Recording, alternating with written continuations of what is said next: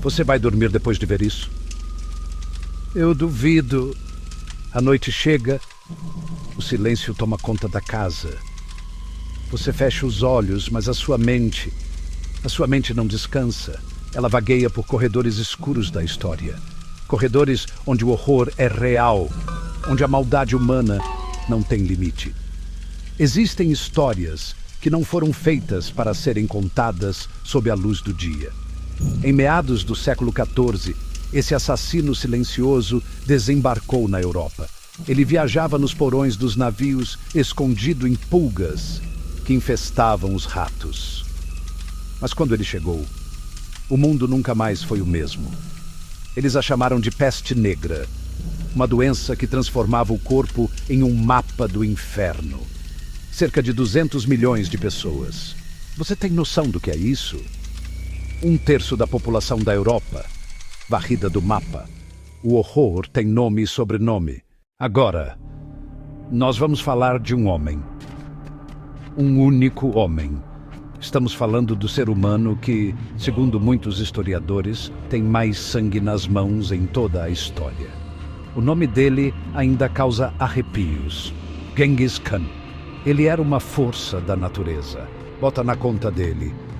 As estimativas mais conservadoras falam em 40 milhões de mortos. 40 milhões. O exército mongol construiu pirâmides com os crânios dos habitantes. Não é ficção. É a assinatura de um império construído sobre ossos. Ele mudou o clima do planeta. É isso mesmo que você ouviu. A matança foi tão grande, tantas terras agrícolas foram abandonadas e voltaram a ser florestas, que a quantidade de carbono na atmosfera diminuiu. Mas como você equilibra isso com rios de sangue? Genghis Khan é a prova de que um único homem, movido por uma vontade implacável, pode redesenhar o mundo. Agora preste muita atenção. O que eu vou te contar agora desafia os limites do horror. Durante a Segunda Guerra Mundial, no nordeste da China, o exército imperial japonês montou uma instalação secreta. O nome verdadeiro, o nome que o inferno conhece, era Unidade 731. Aquilo não era um laboratório. Era uma fábrica de pesadelos.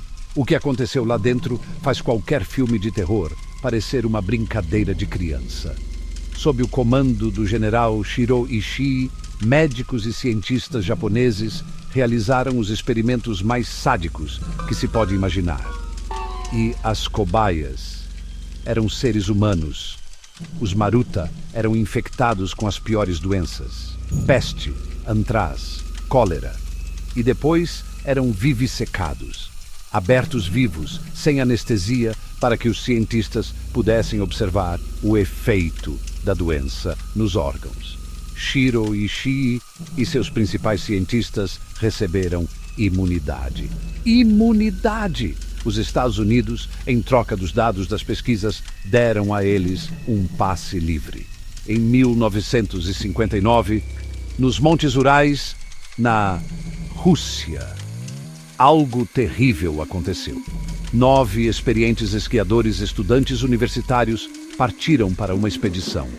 Eles nunca mais voltaram vivos. A barraca estava rasgada por dentro. Por inteiro! Como se eles tivessem cortado o tecido para escapar de algo que estava lá com eles. E eles fugiram para a noite congelante, uma temperatura de 30 graus negativos, sem roupas adequadas. Alguns estavam descalços. O que poderia ser tão aterrorizante a ponto de fazer 9 pessoas experientes cometerem suicídio na neve? Os corpos foram encontrados espalhados pela encosta da montanha, que hoje é chamada de Passo Dyatlov.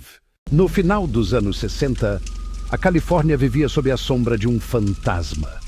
Ele se auto-intitulava Zodíaco, e nessas cartas ele incluía criptogramas, códigos que, segundo ele, revelariam a sua identidade.